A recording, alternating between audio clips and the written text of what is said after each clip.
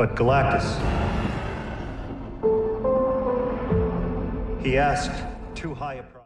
Salve, sentinelas! Aqui é o Universo Proibido. E hoje, a verdade vem à tona. Sabe aquele herói que carrega o peso do universo nas costas? E ainda assim ninguém lembra que ele existe? Pois é, ninguém sofre como o Surfista Prateado. E não é força de expressão. Enquanto o novo filme do Quarteto Fantástico reacende o hype cósmico no MCU com efeitos brilhantes e piadas calibradas, tem uma coisa que quase ninguém percebeu. O personagem mais trágico da Marvel continua sendo tratado como descartável. Mas a história real dele é muito mais profunda e muito mais sombria. Já volto nisso. Norrin Radd não virou o Arauto de Galactus por ganância, vingança ou ambição. Ele se sacrificou.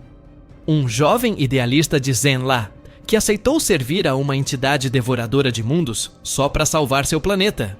E a mulher que amava. Parece heróico, né?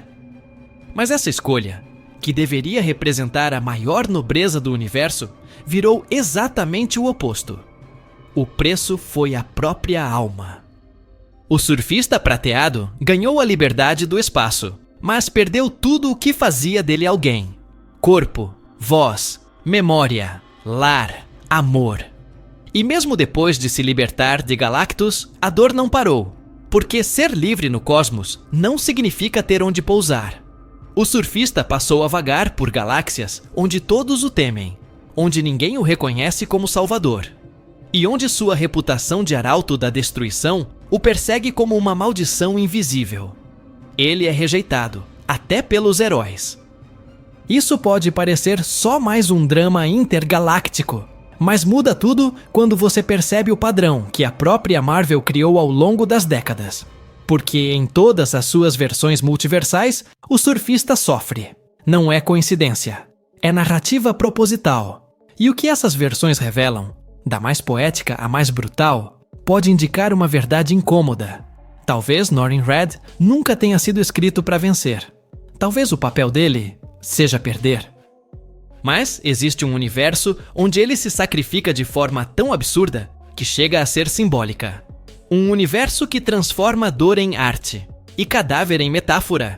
E é aí que a gente entra em Ruins, a HQ mais perturbadora já feita pela Marvel. Um lugar onde o surfista não salva o mundo, nem o próprio corpo.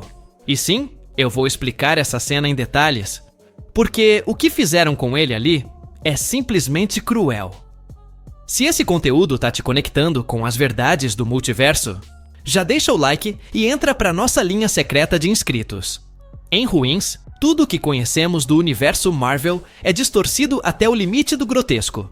É como olhar para um espelho quebrado, onde cada fragmento revela uma versão deformada da esperança.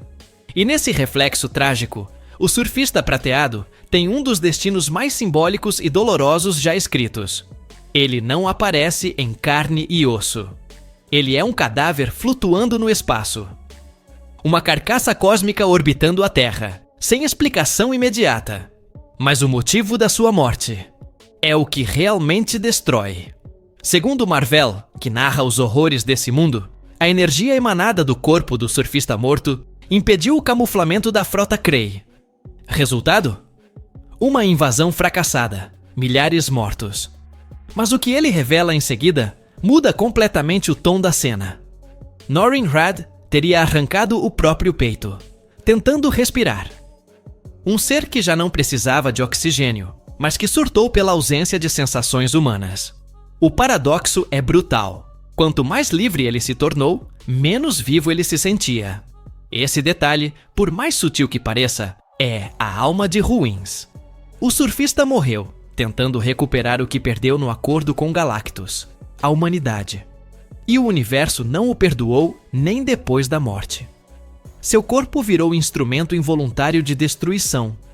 Ele queria respirar, e acabou matando outros seres por existir. É uma ironia tão pesada que só pode ser intencional. E aqui está a verdadeira crueldade da Marvel com esse personagem. Em qualquer realidade, mesmo nas não canônicas, ele nunca é poupado. Nem mesmo quando já está morto. E não pra por aí. Na mesma HQ, Galactus aparece em um tabloide cósmico com a manchete: Deus encontrado morto no espaço. Mal, essa imagem é quase uma charge do niilismo total, como se até as entidades mais poderosas do universo fossem descartáveis quando a lógica da dor é quem governa. Mas tem um detalhe escondido nesse paralelo visual entre Galactus e o surfista que quase ninguém percebeu. Se em Ruins o surfista morre em silêncio, em Terra X ele é condenado a viver num grito abafado. A premissa parece promissora. Norrin Radd segue como arauto de Galactus, mas desta vez com Shalla-Bal ao seu lado. Eles são gratos, unidos, quase em paz.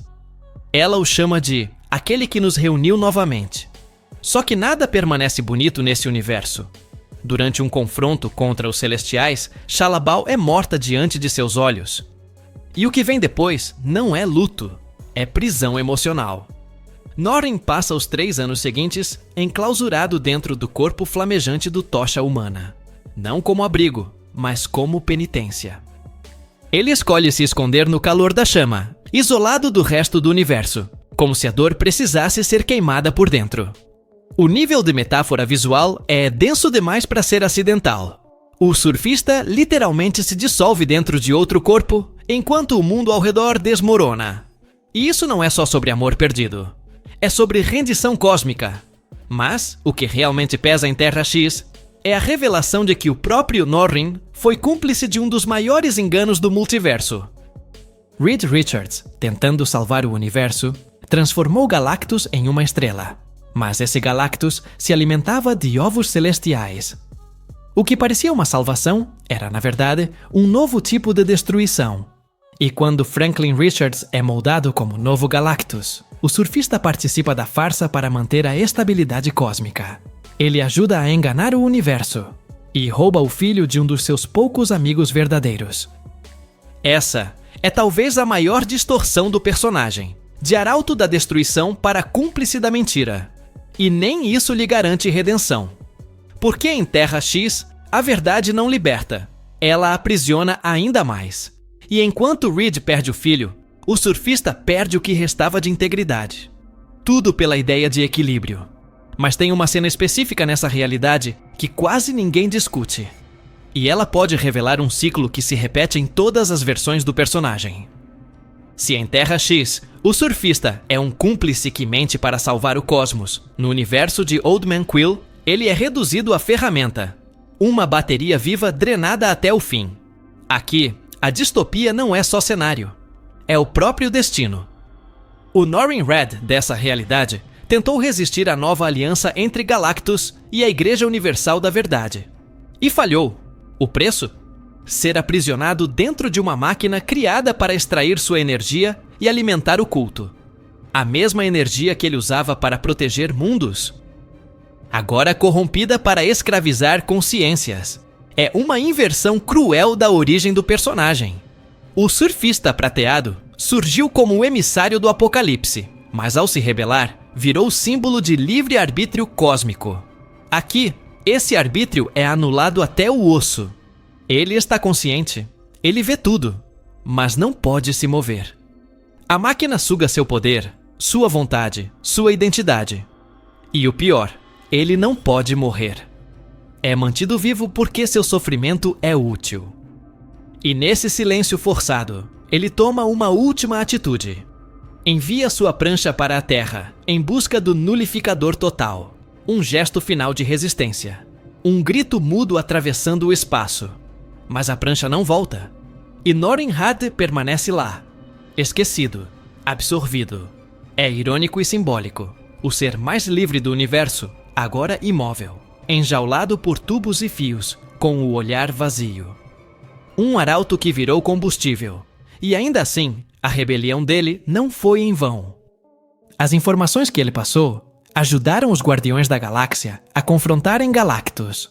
Mas ele mesmo nunca foi resgatado. Nunca teve um desfecho. Nunca teve paz. Esse silêncio no final da sua participação diz muito mais do que qualquer diálogo. Porque quando o surfista é esquecido até pelos roteiros, a mensagem é clara. Sofrer faz parte do DNA dele. Mas existe uma realidade onde ele tenta evitar esse destino, onde ele mesmo destrói o mundo e tenta corrigir o próprio erro com sangue. E é nessa versão que o herói deixa de ser vítima e vira um monstro. Em Terra 552, a tragédia do surfista prateado ganha contornos ainda mais brutais, porque aqui ele não é um mártir, não é um prisioneiro. É o responsável direto pela destruição do próprio planeta.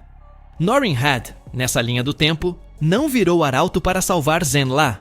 Ele buscou Galactus depois de ser o agente da aniquilação. Cientista militar, ele desenvolveu tecnologias que levaram sua civilização ao colapso. E, tomado pela culpa, tentou um milagre: implorar ao Devorador de Mundos para restaurar o que ele mesmo arruinou. Mas Galactus, nessa realidade, não consome planetas. Ele os restaura.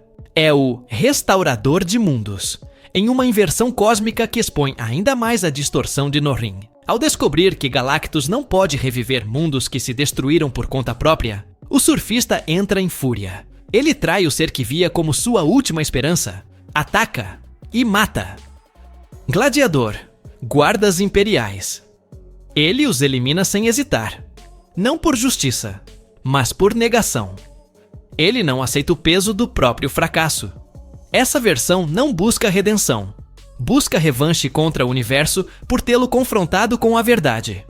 E o mais impactante, ele morre tentando arrancar à força aquilo que não pode ser dado. É derrotado por um Sabretooth hiperpoderoso e um Longshot que teve mais sorte do que força. E aí, a metáfora se fecha. Porque no final, Norinrad é soterrado por duas coisas que ele não controla: brutalidade e acaso. Nem mesmo sua versão mais agressiva escapa da queda. O surfista se torna uma caricatura do que tentou esconder. Um homem que causou o próprio inferno. E achou que podia ser Deus. No universo final de Thanos Debedor 17, o surfista prateado já não é mais prateado. É o Fallen One, o caído. Um ser solitário, envolto por trevas, vagando no fim do tempo. Todos os mundos foram destruídos. Todos os heróis extintos. E Norinrad permanece, não como sobrevivente, mas como testemunha do colapso. Com o corpo manchado de preto e o semblante endurecido por eras de solidão, ele empunha Mjolnir, o martelo de Thor, combinado ao poder cósmico. É o último recurso contra o Império da Morte. Literalmente. O antagonista aqui não é só Thanos. É uma versão dupla dele, o Thanos do presente, e o King Thanos, tirano absoluto do fim dos tempos. E mesmo assim, o surfista luta. Enfrenta. Domina um Frank Castle, possuído pelo espírito da vingança. Apazigua um Hulk descontrolado com uma fala de compaixão. Ele é força e consciência ao mesmo tempo. Mas tudo isso não é suficiente. Quando finalmente encara os dois Thanoses, é traído. Esfaqueado pelas costas, golpeado até cair. E num ato simbólico devastador, tem a cabeça esmagada contra o próprio martelo. Não é só uma derrota física, é uma quebra completa do mito. Mjolnir, que representa dignidade e valor, se torna um instrumento de sua execução. O símbolo vira túmulo. E a mensagem final é clara. Nem mesmo aquele que carrega o fardo do universo e os ecos da esperança é digno de sobreviver nesse futuro. A morte do Fallen One abre espaço para o último gesto de Thanos, ser finalmente notado por sua amada, a própria morte. Uma ironia sombria, onde o último ato do herói serve apenas para legitimar o vilão. E aqui a gente fecha o círculo. Se em cada universo o surfista sofre, morre, trai ou é traído, será que isso é mesmo coincidência? Ou a Marvel transformou o personagem num espelho do fracasso inevitável, do peso de carregar o universo nas costas, sabendo que ninguém vai te agradecer por isso? E se você curte esse tipo de mergulho denso no multiverso, já deixei no canal 2 análises completas do novo filme Quarteto Fantástico. Primeiros Passos. Uma review sem spoilers para quem ainda vai assistir. E outra com spoilers, detalhando tudo que esse reboot acerta. e onde ele esconde pistas para o futuro do surfista. Corre lá depois desse vídeo.